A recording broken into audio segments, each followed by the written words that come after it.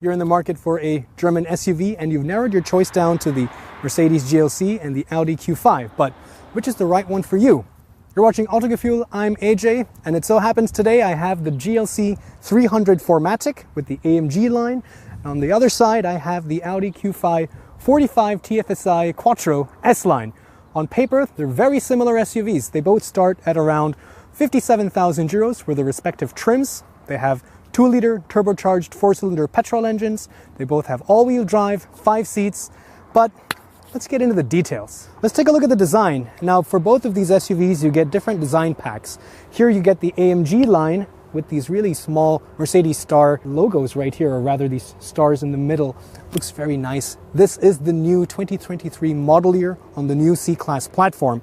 A lot of options on both of these test cars. For example, this gets the optional digital lights, the LED with the projectors. On the other side with the Q5, very smart looking design, the traditional Audi grille in the front. Even though the GLC is all new for 2023, the silhouette is very familiar. But that isn't to say that it's not beautiful. I think Mercedes, with their classic design, it's all about smooth lines and sophistication. Different wheel options are available starting at 19 inches, like the one you see here. This is AMG line, but also has this aerodynamic design. I also like the floorboard. The Q5, on the other hand, while very similar, seems a little bit more compact lengthwise. And these are actually much larger wheels. These are 21 inch and they definitely look a lot more sporty, fill the wheel arches really nicely, and still give you a little bit of sidewall for that extra added comfort. Talking about the rear design of the GLC, I do like the spoiler. I like this horizontal black insert here. The tail lamps are also nice and horizontal. What I don't like so much, for example, are these completely fake cosmetic exhaust tips. But I'm so used to this now. It's been around for such a long time. It's old news. Are you guys making your peace with it? Are you accepting it? Put it down in the comments below. But at least it does redeem itself with this diffuser here on the rear. If you take a closer look, you can notice that the indicator lights on the GLC are not cascading. If you take a look at the Q5 now, we can start with that right away. You see that it does have that cascading effect.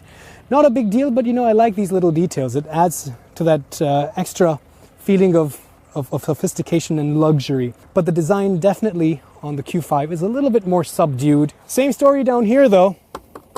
Completely fake cosmetic exhaust tips, but same as well with the diffuser. Here is the key fob, nice and heavy, but of course you have keyless entry. Let's take a look at the door closing sound. Really robust, no shimmies or shakes with the latch and the clamp here. Neither did the rear door shimmy or shake or rattle, so really robust build quality. And now let's talk about the main difference between these two SUVs, their interior. Take a quick look at this red leather right here on the door. And of course you don't have to have red leather. You can pick even artificial leather, the Artico seats, which are a little bit softer. And in fact, you can even get those Artico seats with cooling function. But nice soft materials up there. Slightly harder materials down here. Definitely a lot more exciting interior. You can either love it or hate it. But I think objectively, if you ignore the color of the seat, this is definitely a lot more intricate in its design. Let's take a quick look inside. Getting inside is really easy. Again, you have that SUV stand, so you get a higher ground clearance. You have a taller roof line, so you get that ingress with a lot of ease. And first impression is, wow. If the Audi Q5 interior is like a well-tailored suit that a German businessman would wear, the GLC interior is like a Met Gala red carpet gown. It's very evocative, very sensual. The steering wheel can also be adjusted for reek and rage, and in this case we also have it adjustable electronically. And I am 5'8" or about 1.7 meters, thereabout, and I have plenty of headroom. Here we have the key fob for the Q5, also with keyless entry. There we go. The door, I think, sounded pretty good. I didn't see or hear any shimmies or shakes between the two doors, so very robust. And now you can really see that stark contrast between these two SUVs and their interiors. That isn't to say, however, that this is not well built. The materials are still very nice up here on the top. This is a nice, interesting inlay. You have this kind of suede-like material here. Nice padding. And good to see there's actual physical controllers. A lot more traditionally designed, I would say. With this being the S-Line, you have the S-Line seats, which have the Dynamica microfiber insert along with animal leather. Very comfortable, a lot of adjustment even for the steering column in terms of reach and rake. Plenty of headroom for me at my height, and yeah, definitely doesn't feel cramped in here. Cockpit overview. Well, let's test materials. Very soft on the top, but this inlay here seems a bit hollow if I tap it, and so does this. So a little bit points deduction there, but you know what? I like this. This is very functional. As you can see, we have actual physical buttons and knobs. So when you're driving, you don't have to take your eyes off the road. Your hands fall neatly where they need to, and you can use muscle memory to manipulate these things, and you have that haptic feedback. The overall grip and comfort of the steering wheel is really nice, and further enhanced by the fact that you have physical buttons and rollers for the volume control here, a configurable hot start button here, a hotkey button. And if we take a look at the digital cockpit, you also see that I can change the view very easily. Simple old school buttons which work really well. I have a nice wheel to scroll through the different menu. And by the way, we can already take a look at this right here, the long-term memory. So I've been testing both of these cars for the past few days, and both have been returning very similar mileage. So again, very similar in terms of the engine power and drivetrain and their efficiency as well, because of the similar weight. I would say reasonably you can expect it to be around 8.7 to 9 liters for 100 kilometers, depending on your driving style. This also has a head-up display, a very big contrast to the screen on the GLC. This is more horizontal, and up here significantly higher. I also like this screen though. It works really well. It has a nice clicking sound when you click on it. The color scheme is a little bit darker. You have different options for the car settings, including the Audi Drive Select, and you have different options for the driving profile, including an individually customizable physical knobs to control the air conditioning, seat heating, because these don't have seat cooling in this particular seat version.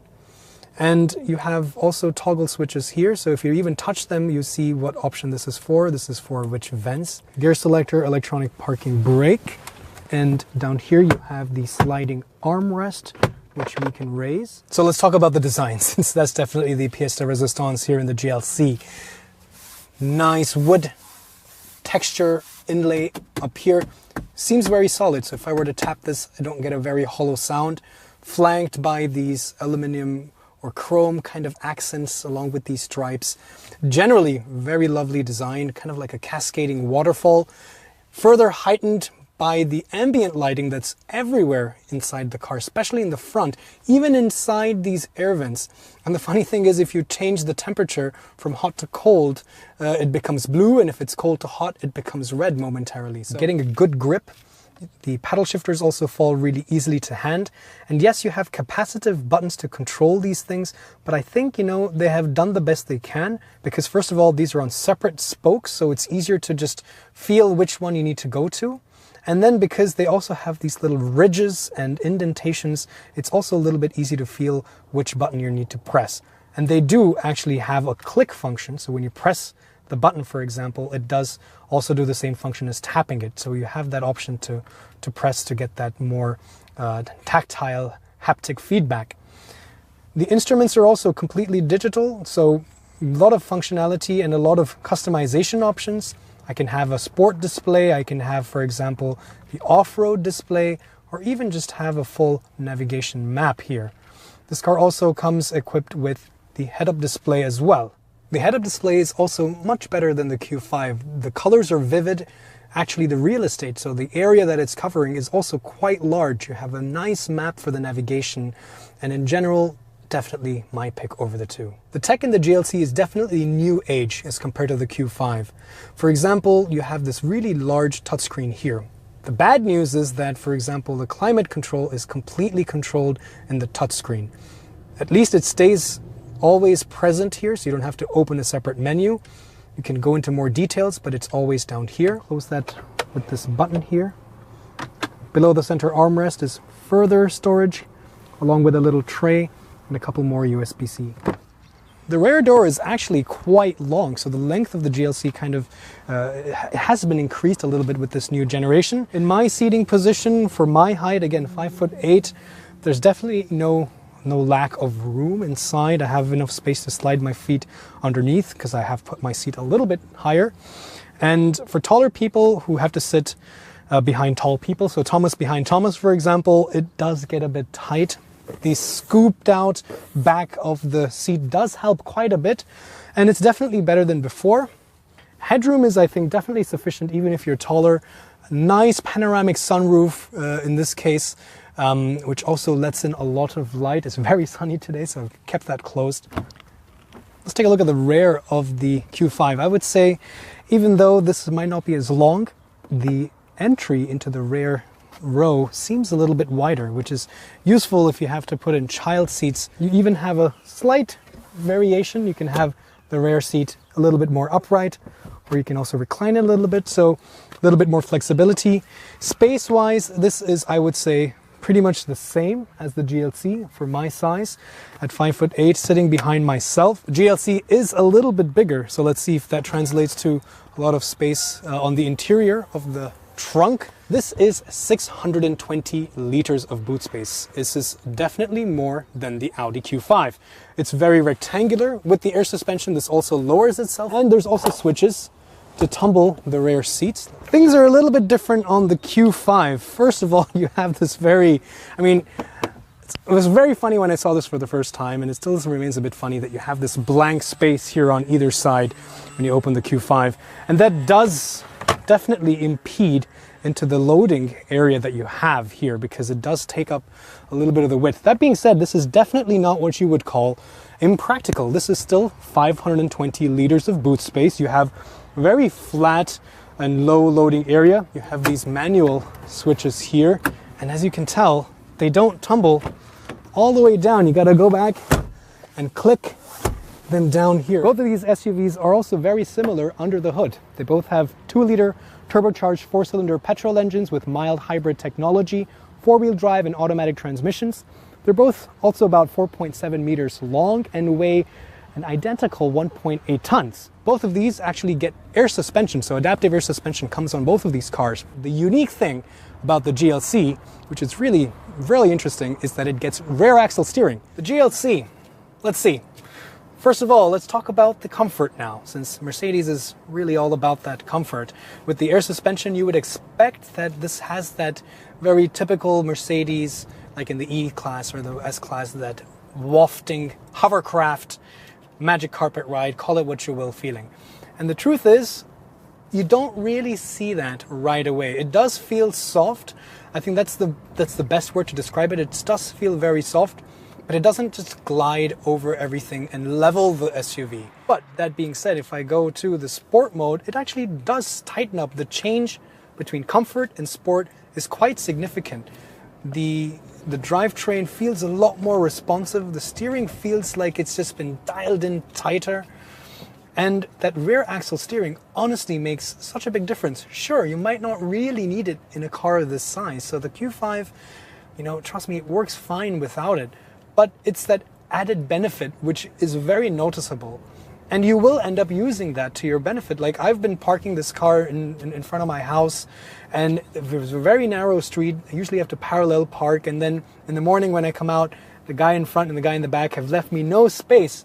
I would have had to do like a 10-point turn going back and forth.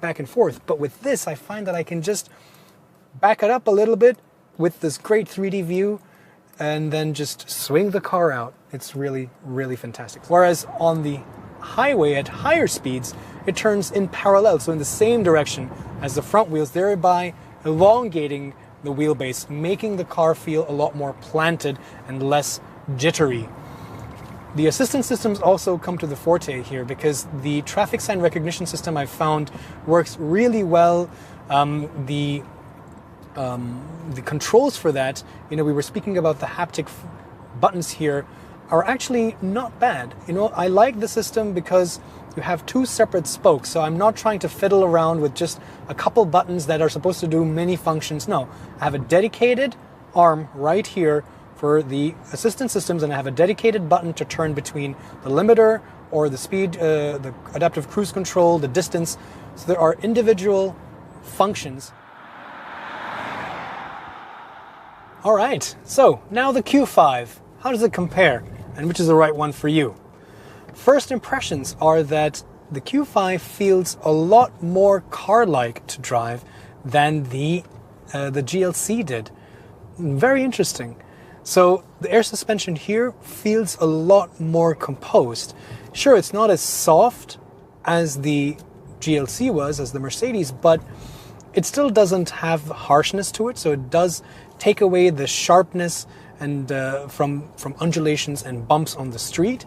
And it's not as wafty or as supple as the Mercedes, but it definitely lends a much better composure to the Q5 than the suspension does for the Mercedes, the one that it has.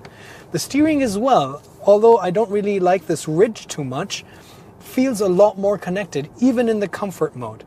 Furthermore, you can just pick auto for the driving dynamics, and this will adapt itself with these different parameters to your driving style in the moment it needs to adapt. So it's really carefree. I can just leave it in automatic and not have to worry about it.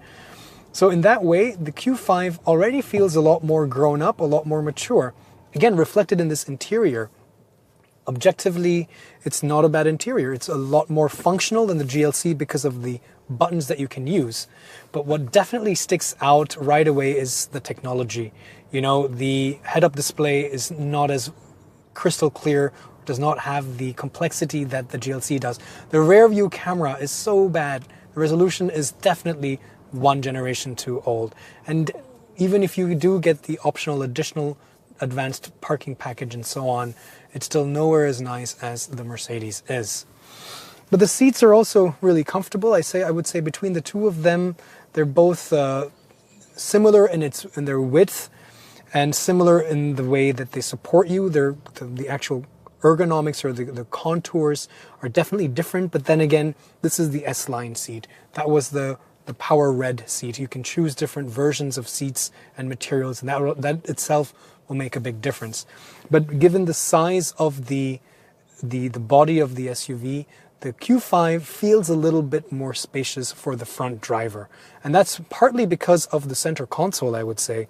In the GLC, you're cocooned by like this arcing center console that it looks lovely, but it does, for example, impede some legroom, right? We spoke about that. Here, you don't have that issue. You still have soft padding in case it does touch, but it's definitely a lot more narrow and a lot lower. So this center area feels a lot more spacious. So there's a little bit more space, at least the sensation of that.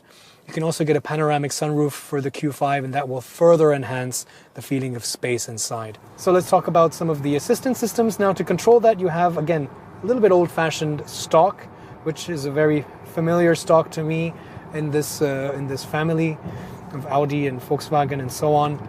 And you can set it, and now that I've been spoiled with the new stuff in the GLC, I would say this stock is not as easy to use. Sure, I think it's not, the problem isn't that you have to kind of reach down with your pinky, or once you get used to it, you can do it quite quickly. But it's just that I still have to kind of move my hand down, and I would have liked it to just be here with my thumb, reachable with my thumb. But the system is still very smart. It has traffic sign recognition. It also has like a predictive feature where it will know from the navigation that, okay, you're entering from 130 to 100 speed limit zone, and it will already start slowing you down. So you are at 100 when you cross that traffic sign versus reacting to having detected the traffic sign. The gap between the comfort mode and the sport mode in the GLC was huge. That gap was so big. Whereas here, it's just a little bit different. It's just like a 10% change here, 10% change there, 10% tightness in the suspension, 10% tightness in the steering rack, so on and so forth. Versus there, it was like a 50% difference. So definitely, you have a bit more versatility and variability in the GLC and the Mercedes than you do here in the Audi. Did you make up your mind on which one you would take? No? Well, remember when I said that these two trims start at 57,000 euros? Sure, but the options are a lot and are very expensive. This GLC, with all the options that it has, stands at 92,000 euros. That's a lot of money. That's GLE territory. The Q5, on the other hand, is a much more modest 79,000 euros. But it doesn't have the panoramic sunroof or some of the additional things like the advanced parking assist. So let's call that 83,000 euros with a more comparable spec. That's still a big price difference. And furthermore, this is an older generation, so you might be able to get a better discount on this from your local Audi dealer. So price is definitely an important aspect to consider when you're making a purchase decision. But the truth is, you know where your money's going when you get the GLC. The interior, the technology, that's where it's going. It's definitely much more upmarket, it's much more luxurious. Sure, it's a little bit more flamboyant, but you can tone that down with different colors on the seats, for example, and it still comes out being objectively much more sophisticated or much more design-oriented interior. Plus, the rear view camera, the 360 camera, the tech in general is much better than the Q5. So therefore, this is definitely my pick. Be sure to check out our channel for reviews for the GLC and the Q5 with different engine options. There's the plug-in hybrid, diesels as well, and also comparisons with the BMW X3. Check the links in the description below.